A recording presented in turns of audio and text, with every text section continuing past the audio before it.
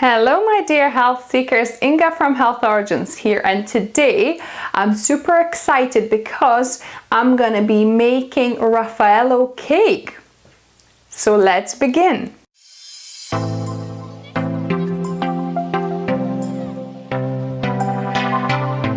So I'm gonna attempt to make this amazing looking vegan Raffaello cake from Gretchen's Vegan Bakery for my husband's birthday, which is in 2 days time. By the time you watch this, is probably after it, but yeah, I'm really excited to give this a go, and I'm gonna try to healthify it, of course, as usual, not to include any oil or butter.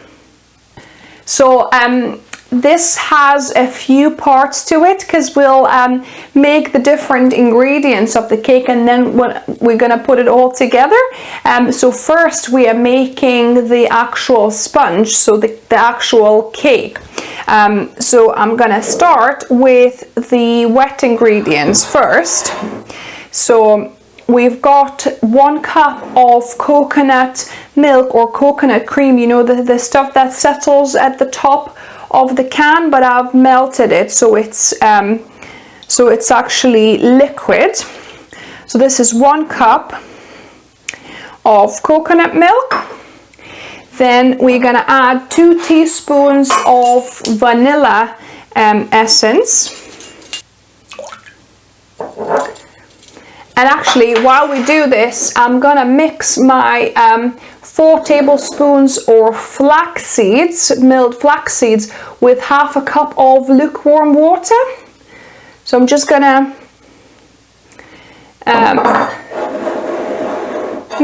mix this up and let this sit for about 5 minutes or so to thicken up. Next ingredient is sugar. So this is 1 1/4 cup of golden granulated sugar, or you could use white. I guess you don't need to use white. You can use golden or even brown sugar, but we're trying to, obviously, for the cake to stay the light consistency. So you don't want like very dark sugar here. So golden sugar works here. So 1 1/4 cups. And then instead of butter, instead of creaming butter with sugar as you normally do for these cake recipes, I'm gonna add 12 tablespoons of cashew butter here. So actually, I'm running out of cashew butter. I put about good 10 tablespoons or maybe 11 tablespoons. So that should hopefully be enough. Because that's an awful lot of butter in here. So now I'll give this a whiz with my handheld blender. You might want to actually first just kind of lightly mix it before you turn it on, so it doesn't go everywhere. I'm just slightly mixing it a little bit here, and then I'm gonna just fluff it up.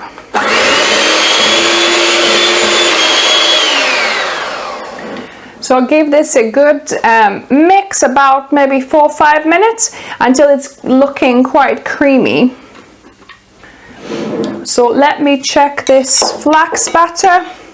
It's actually quite loose, but it probably needs quite a bit of liquid. So I'm just following the recipe really. So I'm gonna add my flax batter in here as well and give it another whiz.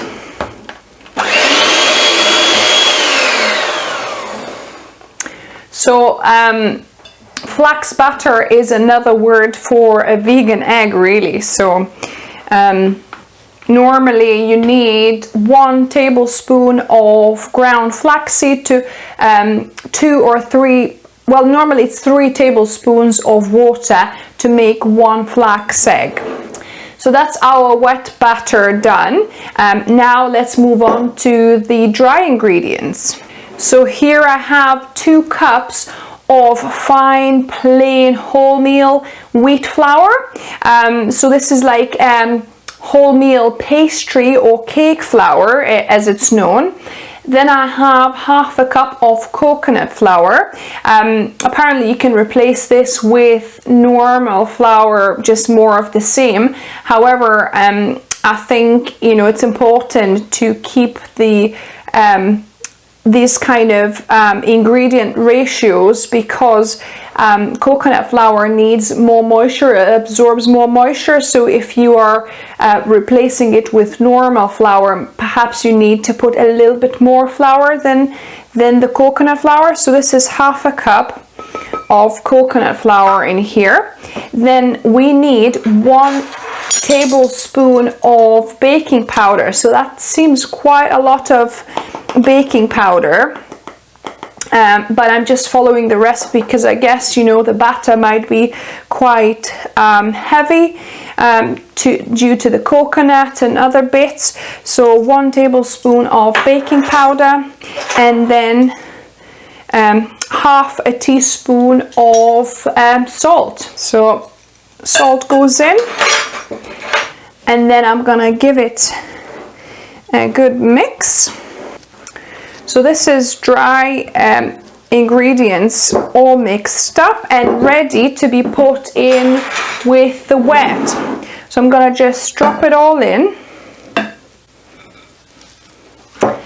and we're gonna just carefully mix it a little bit, because I know if I switch on my mixer paddle straight away, it's gonna make a powdery mess flying everywhere. So I'm just gonna start incorporating it first a little bit, and then I'm gonna mix it up.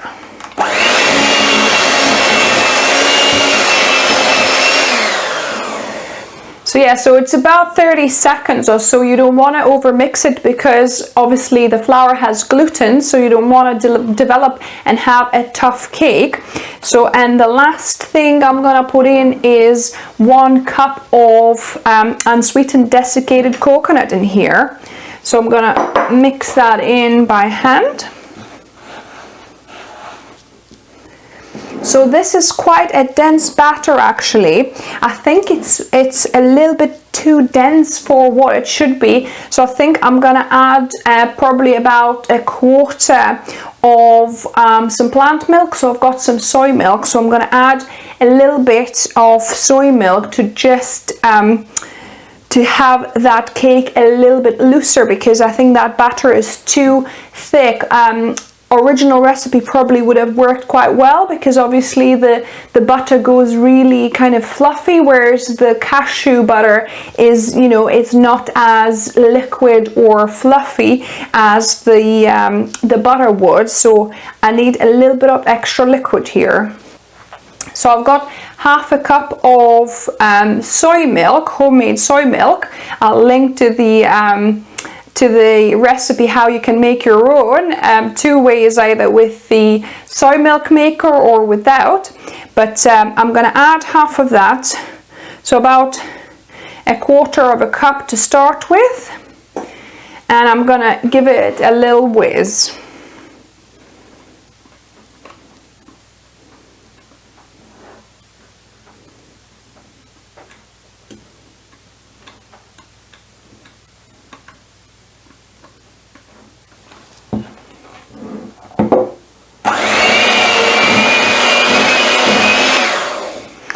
So it's looking better, but I think it needs, you know, the whole milk. So I'll add half a cup of soy milk in total.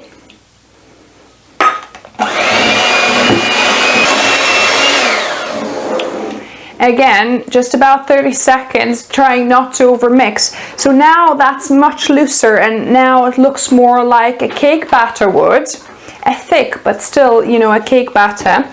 So I've got 2 lined 9-inch tins, or you could use 3 7-inch tins, or 22 centimeters up, no, 20 centimeters, so, sorry, 8-inch. 2 8-inch or 3 7 inches you could make as an original recipe, but I'm just going for 2 here. Because I've only got like these 2 really 8-inch pans, so I'm just gonna divide it in half. So I've lined these with reusable kind of liner, but you could use parchment paper.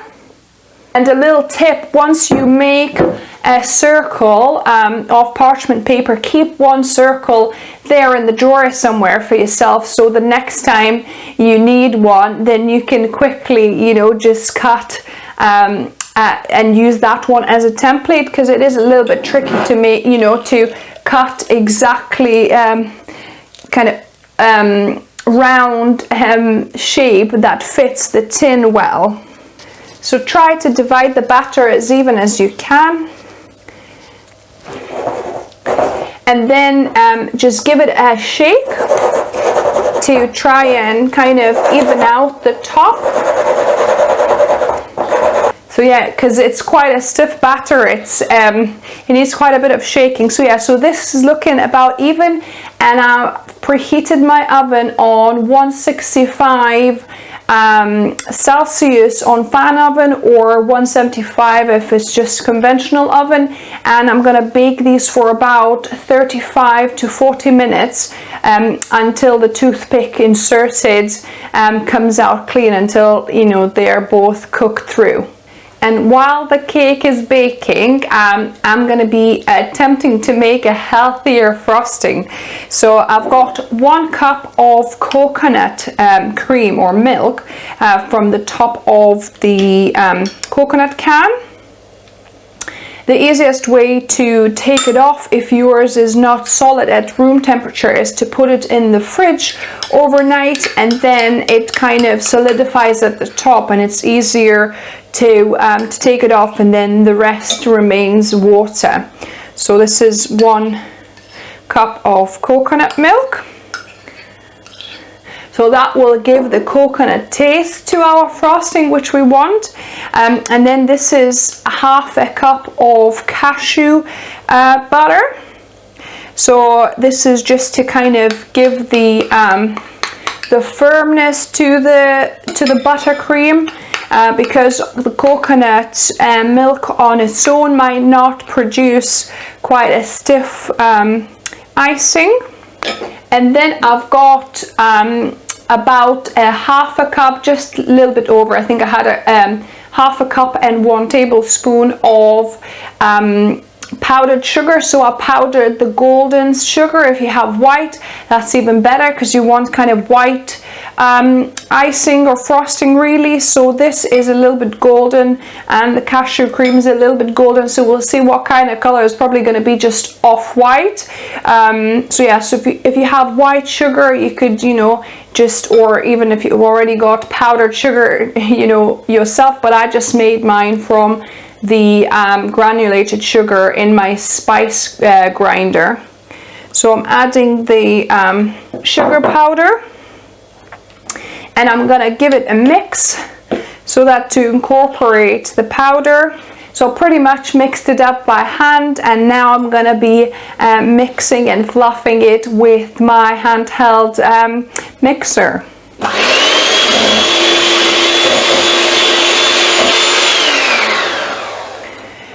So I mixed this icing for about maybe 4 or 5 minutes, and it's looking nice and creamy. It's not stiff peaks or anything, so it's quite loose at the minute. But I'm gonna be putting this in the fridge overnight, so hopefully it will harden up so that we can frost our Raffaello cake.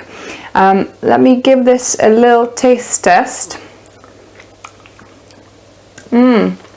That is nice. And it's looking a little bit off-white, so it's like a cream, which is gonna work well, because then you'll be able to see the actual white coconut on it. So I think it'll look quite good. So fingers crossed that it sets a bit and, you know, hardens up in the fridge, because obviously there's a lot of coconut milk, so it should. So the 2 layers of our cake are ready. So I'll bake them for about 45 minutes in total. I wanted to make sure they are fully cooked, because obviously we made 2, not 3 layers. So yeah, so I gave an extra 10 minutes because our layers are thicker.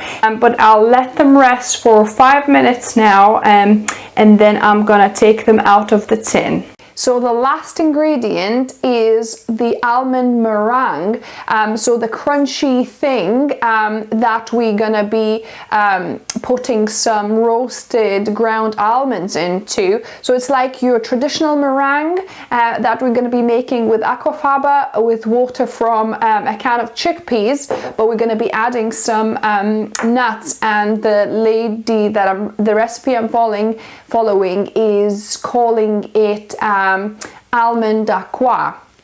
So I'm not sure what that denotes, but anyway, so this is water from 1 can of chickpeas, and it's about 2/3 of a cup. Yours might be a little bit more, maybe 3/4 of a cup. The recipe specifies actually, but I think that'll be enough. So I'm gonna just add it to a clean whisking bowl. So make sure that your bowl is really clean. There's no fat you know, anywhere, because that can impede actual fluffing up of your meringue. So I'm adding the chickpea water called Aquafaba. So this is like a vegan egg alternative, a vegan egg white.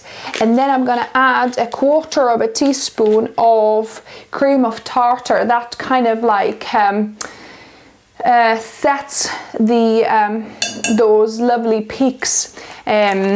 So I have done it with lemon juice before and it worked, but so this is apparently the proper stuff you need to use for making a meringue that's not gonna leak.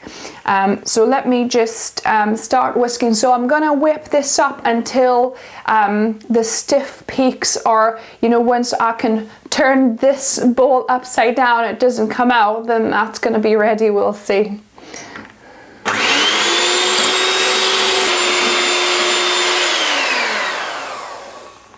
So it's been about 6 minutes, roughly, I think, and you can see once your chickpea water, the fluffy peaks kind of have some lines that they don't disappear, that's probably a sign that it's good to go. So I'm gonna just, there we go, it stays put. So the next step is we need to be adding our sugar powder. So this is 1/4 cup and 2 tablespoons of golden sugar that I've powdered into powdered sugar. So basically now we need to run the my handheld mixer and add a tablespoon of the sugar at a time, and that's quite important. Don't put it all at once, just add a tablespoon while the blades are running, because that will incorporate the sugar properly without deflating that lovely kind of pillowy Aquafaba that you've got. So there we go. So I'll start running and I'm going to be adding a tablespoon of sugar at a time.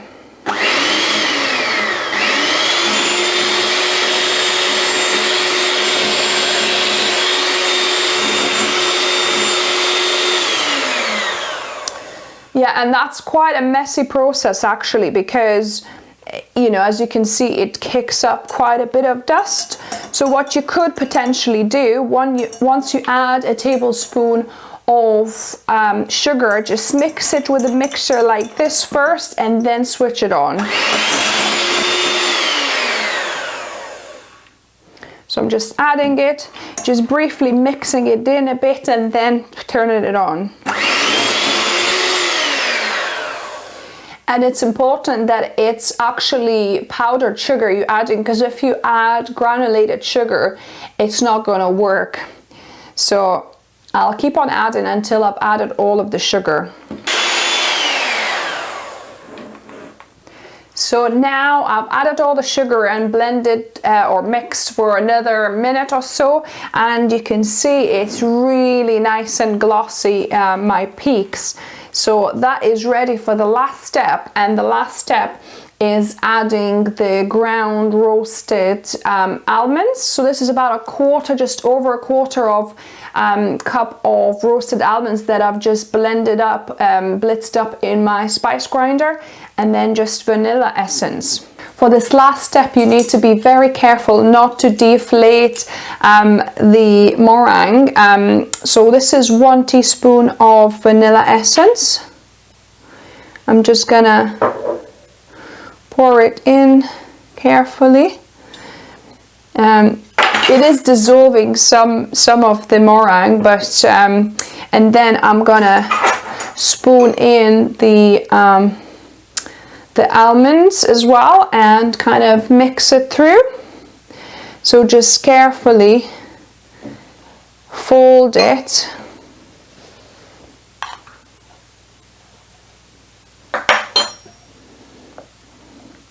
We wanted to preserve as much of this air that we've just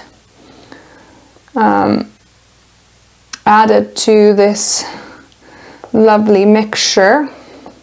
And the way we're gonna cook these, I'm gonna be using my dehydrator on kind of the maximum heat, which is about 68 degrees Celsius, but you can use your oven about the same or up to maximum of 79 degrees, so under 80 degrees basically, if your oven goes that low, for about 2-3 hours until we could, you know, check that they're fully dehydrated and baked. So I'm gonna actually use my piping bag because that's what the lady in the recipe did. So just gonna carefully fill my piping bag and pipe the kind of a disc that is the same circumference as my Vegan Raffaello cake. So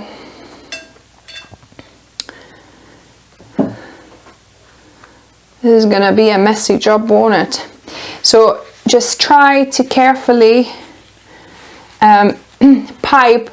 So I've got the liner that I use for the cake as a perfect guide for me, so that I just pipe for, you know, for that kind of size.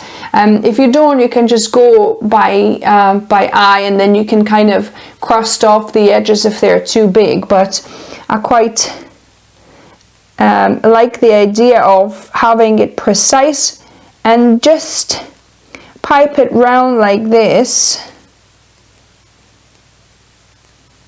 so that it makes a disc. So there you go, one is finished. I'm gonna do the same with the second one. So we're gonna do two because we're gonna put one at the bottom and then one in between the two layers as well. So both of these are done, and if you have any remaining, which I've got, so I'm just gonna make some little meringues just to go to the side of these.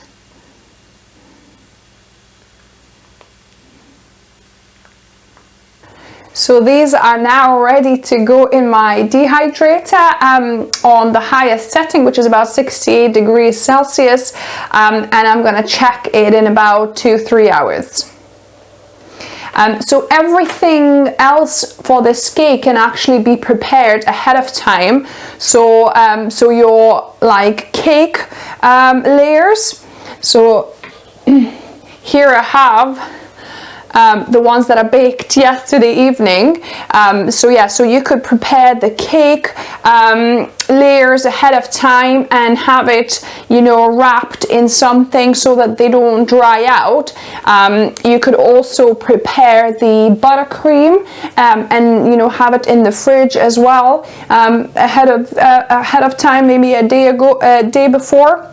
But this apparently is best made on the day because, as you know, meringue, if it gets some moisture from the air, it starts deflating. So you really want to make it while it's still crunchy and put it in the cake so it doesn't get deflated.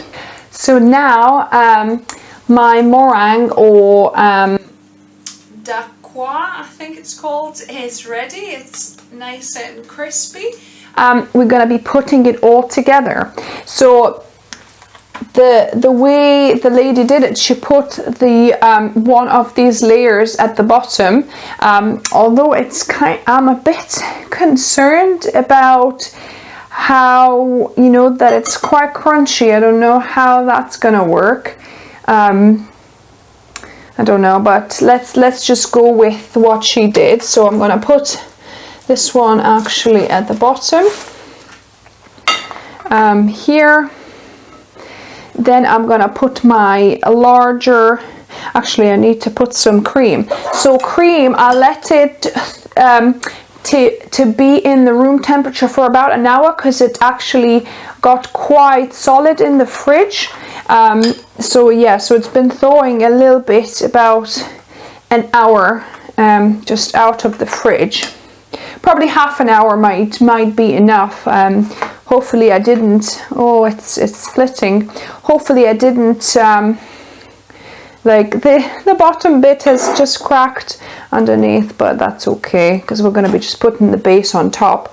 Yeah, so you don't want to thaw it out too much so that it doesn't become too liquid, this frosting. So yeah, so I'm going to just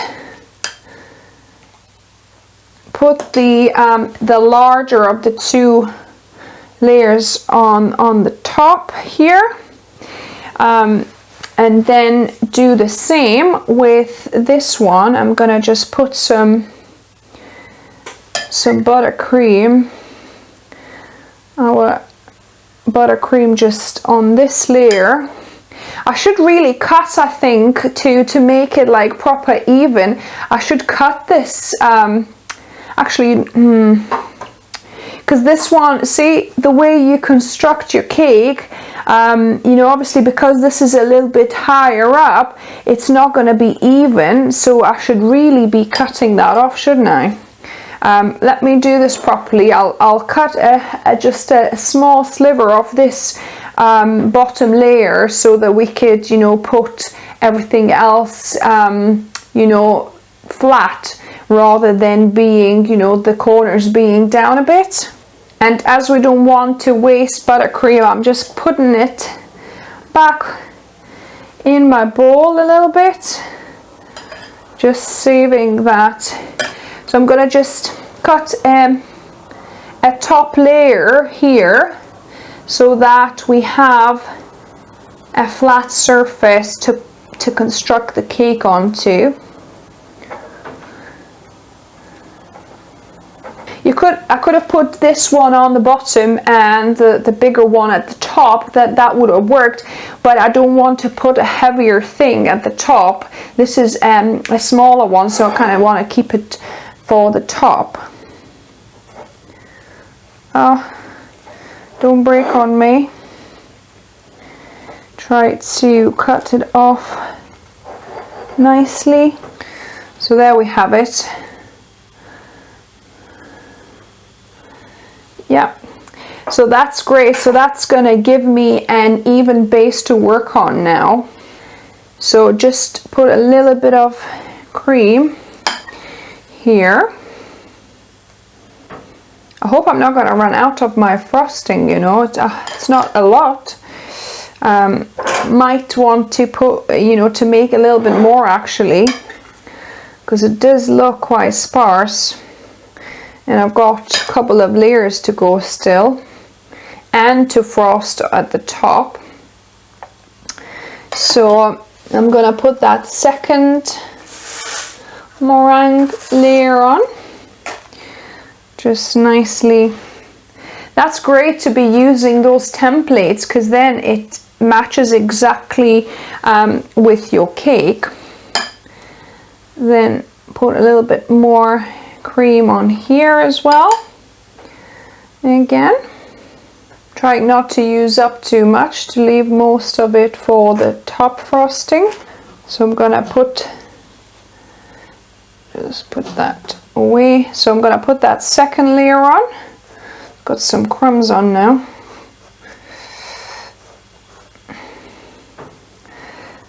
This second layer on. Right, so yeah, so and then I think I'm actually going to leave this off. We're going to eat it separate, and I'm going to just frost the whole cake right now. So generously cover the top and all the sides. best way to frost it really is to hold your knife in one area and then just rotate the cake itself. So that's how it's best to do it. It's best if you have Lazy Susan, and then you can kind of turn it even more free like that.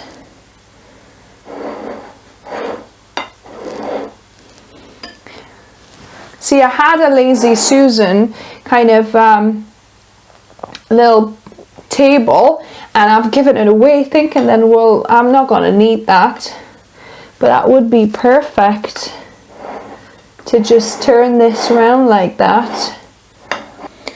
Yeah, actually I think I left this this frosting a bit too much out. I think about half an hour is more than enough for it to like just slightly thaw out, but not to become too soft and unmanageable. Here is a little bit too soft. It doesn't quite cover all the areas perfectly. There you go. I'm more or less happy with the side coverage. Then I'm gonna put the rest here on top.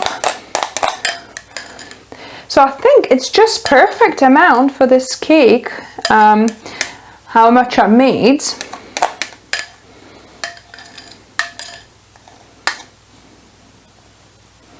And this is a very good tool to smooth it out at the top like this. I'm not even sure what this tool is called, if you know. Palette knife maybe?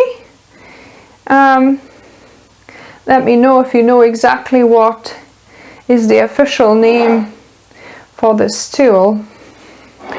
Right, so I think I'm happy with that. Yum. So now the tricky part, how to decorate the whole cake with Raffaello, with the desiccated coconut. So I want to cover all the sides as well with it. So I think I need a tablespoon, and I'll try to kind of like just flick it on.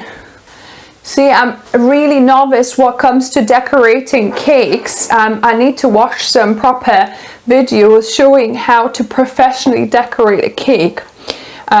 So I'm just gonna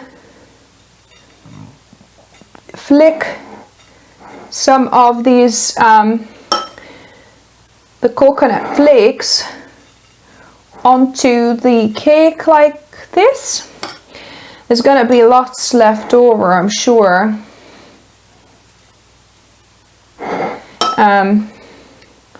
Try to do my best. Hopefully some will stick. Right, so I'm happy that the sides are pretty much covered. So what I'm going to do, I'm going to just do a little bit of a layer of toasted almond flakes just on the outside corners here. So yeah, I'm going to try and make a nice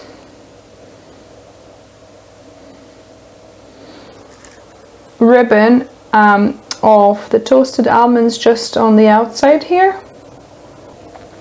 Because the almonds are slightly toasted and brown, that gives a nice contrast with the white coconut flakes. And definitely you want to keep this cake in the fridge so that the frosting kind of firms up a little bit. So I might do that before we try cutting into this.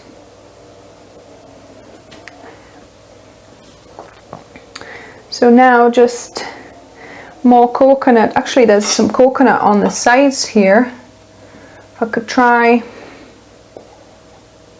get some stuff from the sides and put on the top here as well.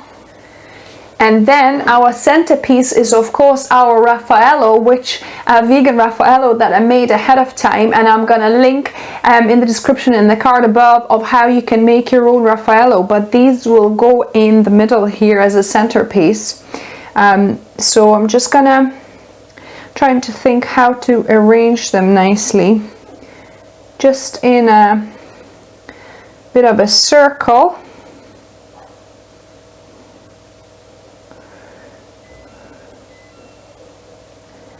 and then put the cut one just in the middle there.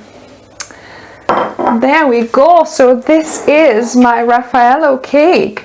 So I think I'm gonna stick this in the fridge for probably about half an hour or so, and then we can cut and taste test it. So I have 2 taste testers tonight for you. What a treat.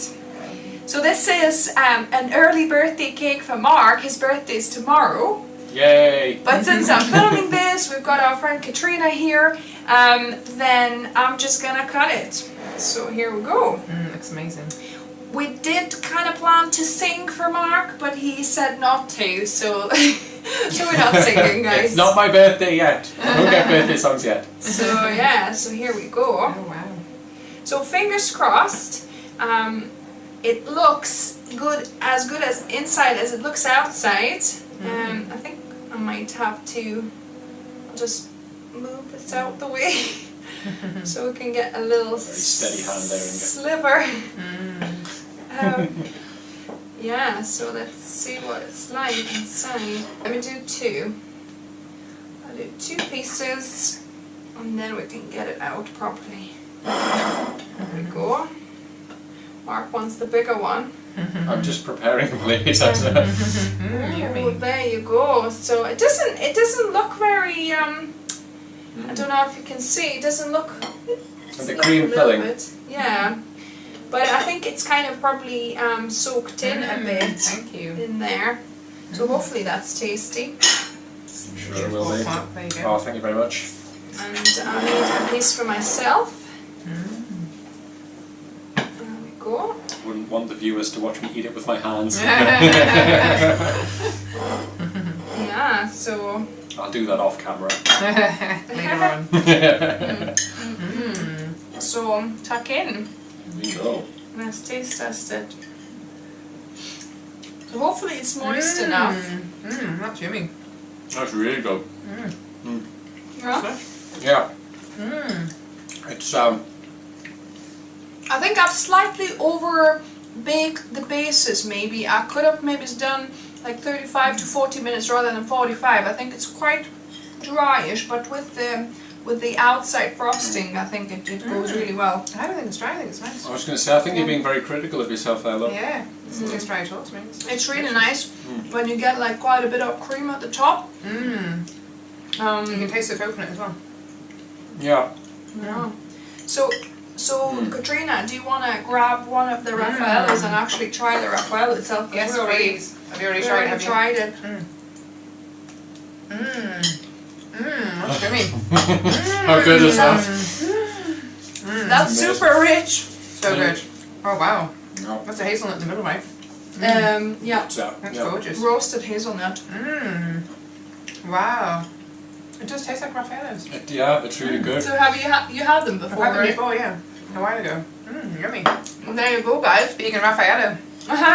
So yeah, so the link is down below and up in the card above. I've linked before. You can make your own Raffaellos, but yeah, this cake is also really good. I think I need a cup of tea though, as with most cakes. I really like a cup of tea with cakes, but yeah, I think this is a success. It's delicious. So if you like the video, give me a thumbs up. If you're new to the channel, welcome and subscribe for more videos just like this on Wednesdays and Saturdays. And remember guys, food is fuel, so be mindful of what you put in the body. And don't make these too often, right? Because even though it is, you know, a nice cake, but it's still, you know, it's got a lot of fat and a lot of sugar, but once in a while, as a treat, I think it's nice. Yeah, for a birthday, why not? Yeah. I couldn't agree more. Right. See you next time. Bye guys. So, I've got 2 tasters still. Keep going too back in now, yeah.